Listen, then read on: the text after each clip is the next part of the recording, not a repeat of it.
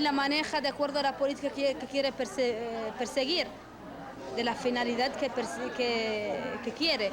Hay quien lo manipula para marginar a la mujer, para que la mujer no pueda salir de su casa. Realmente no estamos a favor de esto. Nosotros somos un país vecino de Argelia, soy del Frente Polisario, un movimiento ayudado muchísimo por Argelia. Puedo decirles que la situación en Argelia es una situación realmente triste, puesto que diariamente se oyen noticias horrorosas de muertes y se dicen que son gente que supuestamente son islámicos, en el momento en que todo el Estado es un Estado islámico. O sea, no veo razón de que hay gente que puede perseguir a otras, mientras que practicamos lo mismo. Como en mi país, por ejemplo, todos practicamos la religión musulmana. ¿Por qué hay otros que tienen que velar más por si el Islam plantea que es una cuestión personal? Es mío. Yo soy la quien me van a enterrar, quien en el infierno o en la gloria voy a tener infierno y gloria, porque hay otros que tienen que matar por eso. Estoy muy contenta, puesto la agresión que nos están haciendo, está haciendo mucha propaganda a mi causa.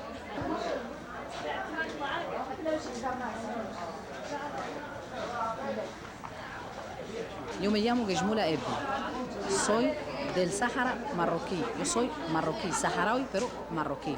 He venido aquí al foro para representar a una asociación de mujeres que están siendo violadas en los campamentos de Tinduf. Representados, Tinduf, saben que hay ahí que está el Frente Polisario, los otros, que lleva 20 años en los campamentos de Tinduf, 20 años en los campamentos de Tinduf, reteniendo a la gente sobre su voluntad. La gente que vive ahí quiere volver a su territorio, quiere vivir en paz, quiere resolver el problema a través de la vía pacífica, a través del voto. El Polisario no quiere, Argelia no quiere la guerra. Quieren que hayan más muertes, más niños muertos, más mujeres sufridas, más mujeres sin maridos. Nosotros como saharauis, marroquíes, hemos dicho que no queremos, que stop a la violencia, que stop a la guerra. Y el Polisario no respeta los derechos humanos en los campamentos de Tinduf. Entonces mi asociación viene aquí al Fórum Internacional para que las mujeres de todo el mundo sepan lo que está pasando en los campamentos de Tinduf. Entre Argelia y Marruecos, como vecinos, siempre han habido problemas de vecinos. Entonces, Argelia, para crear problemas y para crear desestabilidad a Marruecos, ha inventado lo que es el Polisario. Le ha dado armas, lo ha ayudado con dinero y le ha dicho, venga, a hacer la guerra para molestar a Marruecos.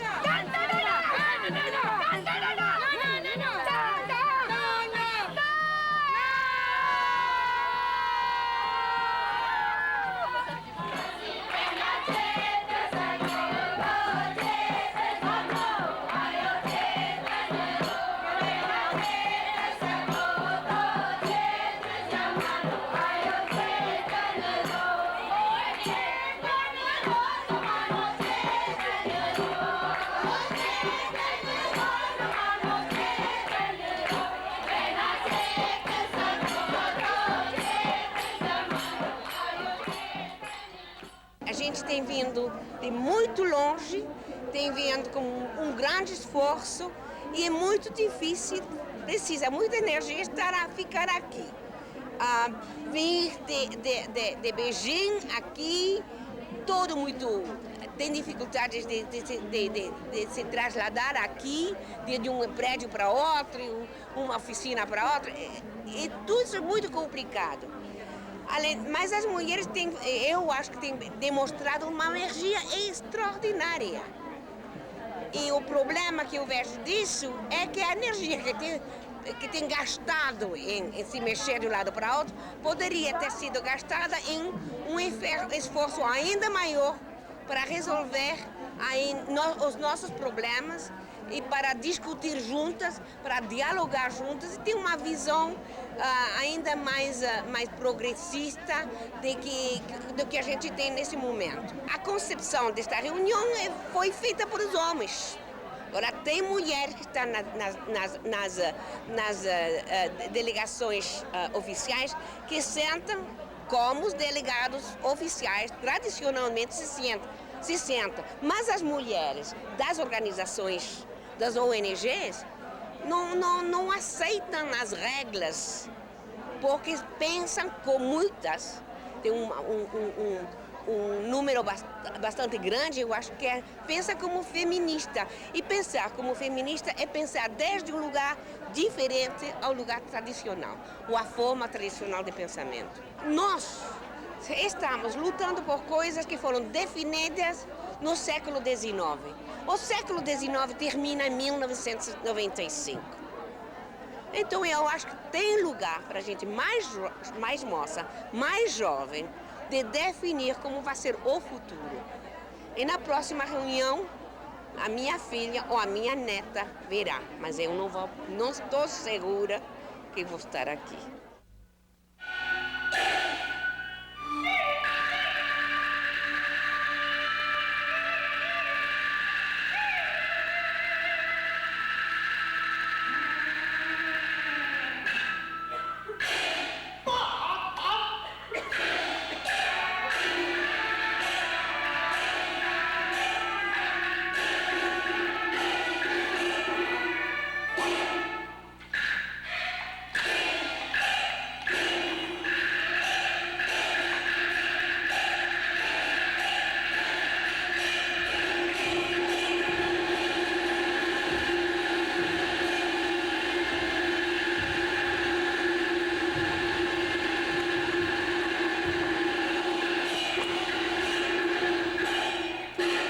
Meu pai veio para cá em 62 pela primeira vez, convidado pelo governo chinês para dar aula de português e também trabalhar na Rádio Pequim, no setor de língua portuguesa. Então, o contrato de 2 anos, depois quando terminou o contrato, eles reassinaram para continuação com direito a férias no Brasil e eles foram para o Brasil exatamente em 64.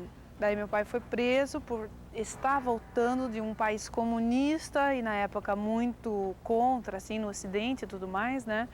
Então meu pai ficou preso 8 meses, enquanto nasceu a minha irmã e a Raquel.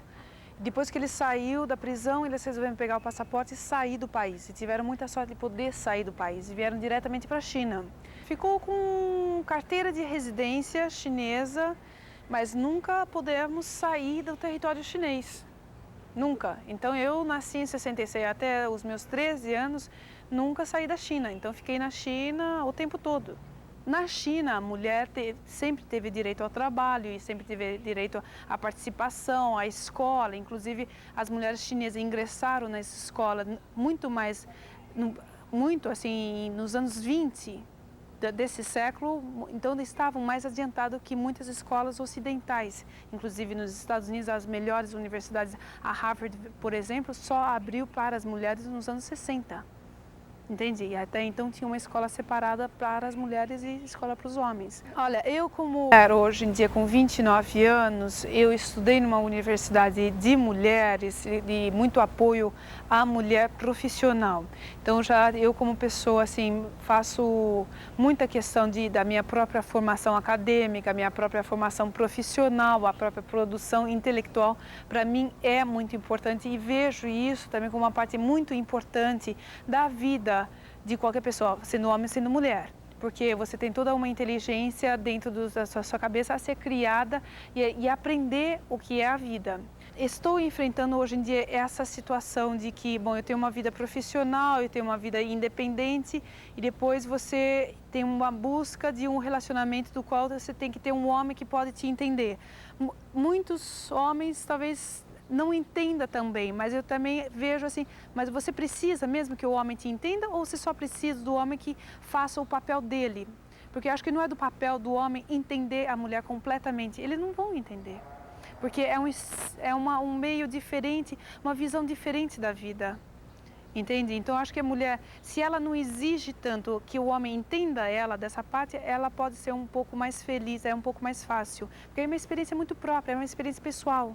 Eu sou a favor de que cada um tenha o seu próprio desenvolvimento independente. Não acho que as mulheres feministas têm o direito de exigir que as muçulmanas tirem o véu como sinal de libertação e de feminismo e de feministas. Não acredito nisso. Então, acho que também necessita um respeito um ao outro, porque somos mulheres e, já que estamos falando de igualdade também é uma questão de respeito.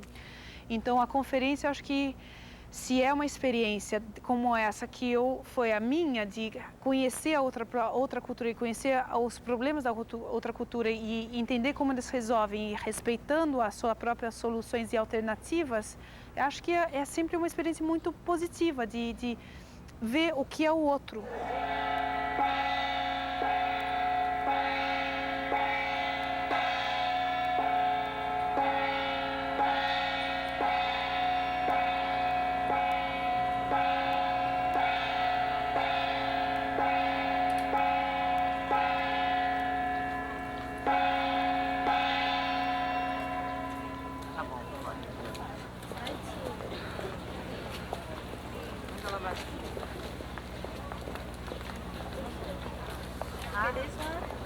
O Brasil tem feito nos últimos anos um papel muito interessante internacionalmente. O problema é que quando ele retorna ao país, a implementação, a efetivação daquilo que ele defende, do seu discurso, da sua postura, né, não tem correspondido. Então eu acho que é nisso que nós temos que estar atenta. Estamos contentes sim, estamos contentes com a delegação brasileira, mas eu acho que a gente tem que estar muito alerta para que de fato as políticas públicas de interesse das mulheres, da população feminina, sejam implementadas. A plataforma de ação tem vários temas importantíssimos, como a questão da pobreza, a questão dos direitos humanos, incluindo aí a questão que vai ser discutida do tráfico internacional de mulheres, mas eu gostaria de destacar um tema que está bastante esquecido, mas para mim ele é importantíssimo, que é poder e participação política. Eu acho que quando nós mulheres tivermos de fato poder, nós vamos poder, aí sim vamos poder decidir sobre o nosso corpo, podermos decidir sobre uma política de educação, podermos sim influir na política de saúde, na questão do desenvolvimento e etc. Portanto, para mim, um tema importantíssimo é poder para as mulheres.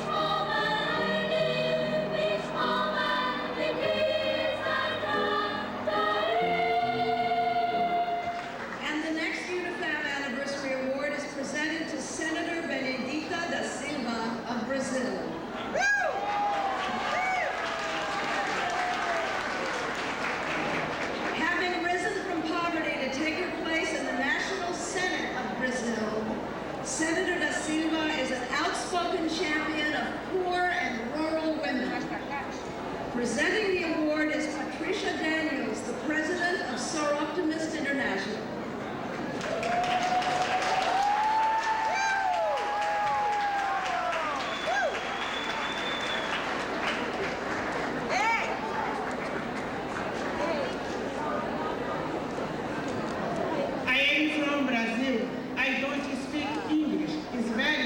For me, but today I am very happy. Women is very important for women. Obrigada, gracias, thank you, merci, cheche. The next UNIFAM Anniversary Award is presented to somebody that I've known for for a long time and who I love and respect from the bottom of my heart, Bella Abzug.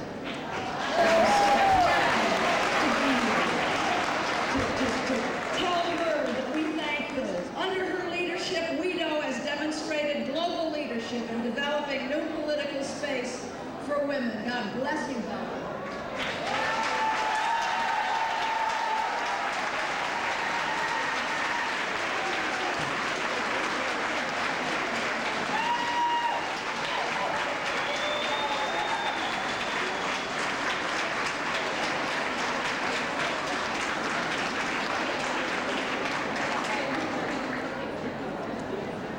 Well, we're all here getting this award. This award is your award, and the reward for all the thousands of women that are here that are going to change this world. They're going to make this conference one of the most significant conferences in the history of the world. The next century is ours, and you're going to do it. Thank you very, very much. And the final award tonight will be presented to Virginia Vargas and Hacia Beijing 95. As the coordinator of Latin American non-governmental organizations, Virginia and Hacia Beijing 95 have ensured that the voices of thousands of grassroots women have been brought to Beijing. Yes! Presenting the award is Mayan Sepi-Bash, the president of the Irish Committee for Unifound. Yes!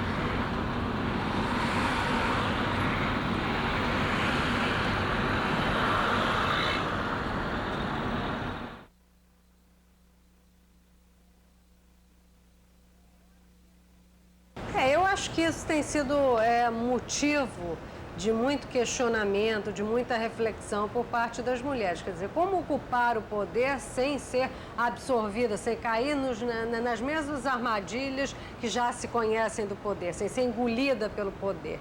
Eu acho que, na realidade, não há ainda uma resposta para essa pergunta.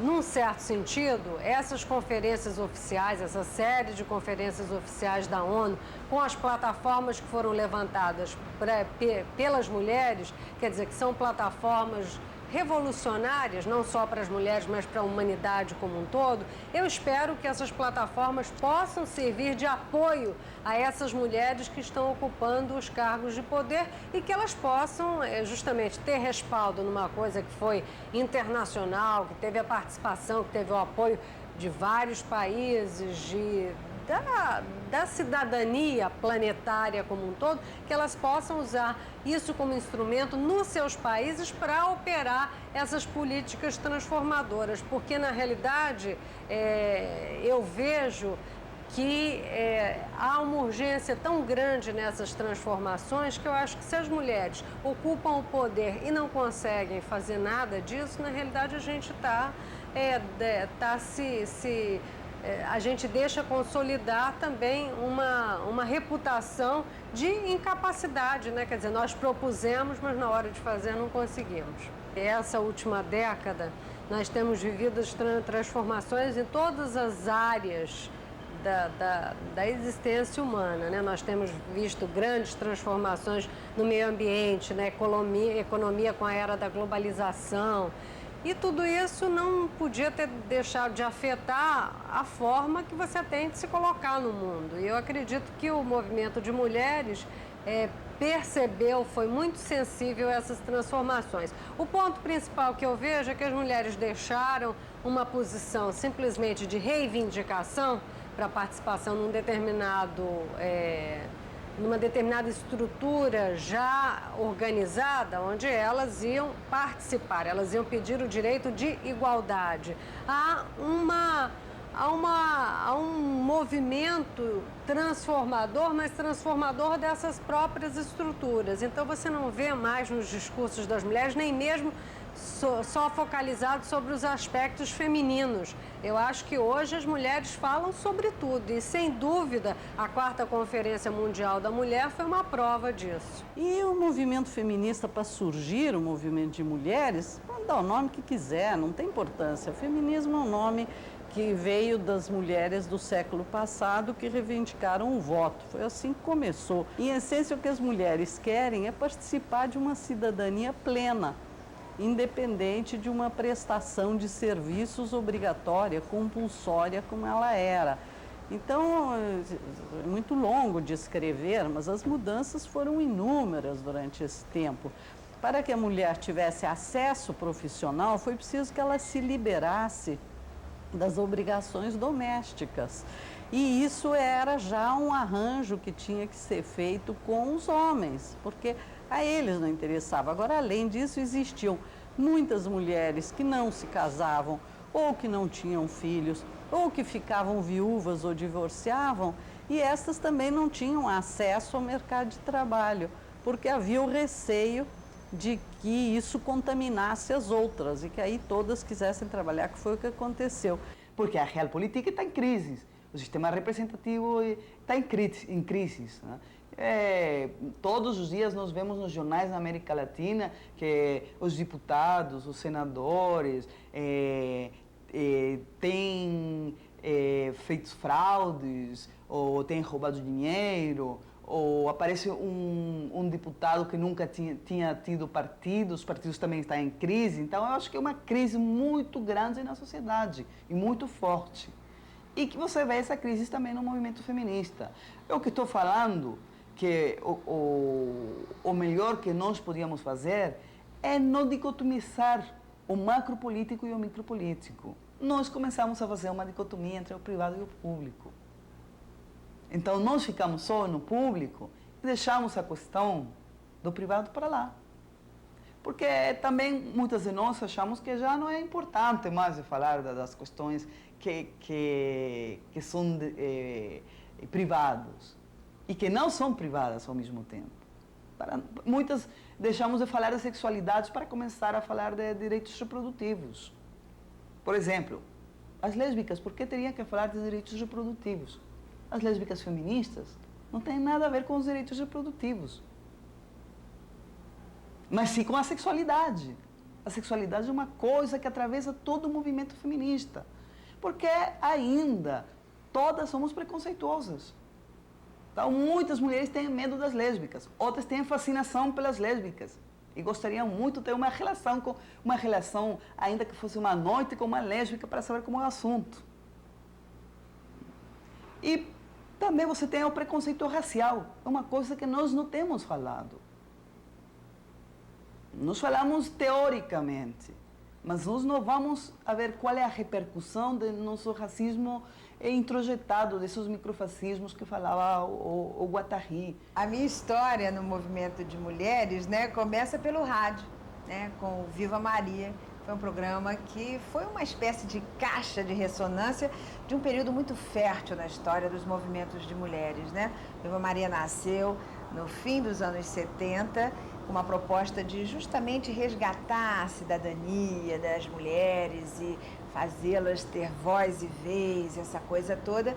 E a partir do estúdio do Viva Maria, com essa comunicação tão cotidiana do rádio, né, essa coisa tão ao pé do ouvido, a gente conseguiu, né, unir aquelas vozes para chegarem ao Congresso Nacional num tempo onde estávamos ali brigando pelo Conselho Nacional dos Direitos da Mulher. Aquele momento foi de uma euforia que, infelizmente, como a história não tem replay, a gente vai conseguir viver de novo. Nem mesmo com Beijing a gente teve aquele envolvimento e aquela conduta tão irmanada, né? Que existia um sentimento comum que nos fazia abraçar, né, a vida a cada dia e a luta principalmente. De qualquer forma, não dá para entender. É lógico que arrumar as malas para Pequim é extremamente excitante, muito justo que as mulheres brasileiras se articulassem e fizessem aquela festa que foi Huaru e Beijing.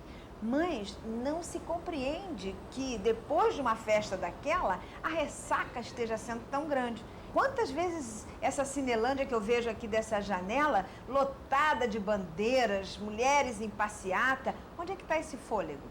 Onde é que ele foi? Se perdeu. Parece que a gente está assim, fizemos uma esterilização, conseguiram, né, tirar aí a nossa possibilidade de fertilizar as ideias com a nossa criatividade, que é o nosso maior patrimônio. É o patrimônio feminino, né? É o nosso olhar, é a nossa voz, a nossa cara, a nossa sensualidade, nosso tesão. Então eu acho que a gente está sendo fruto de uma propaganda enganosa.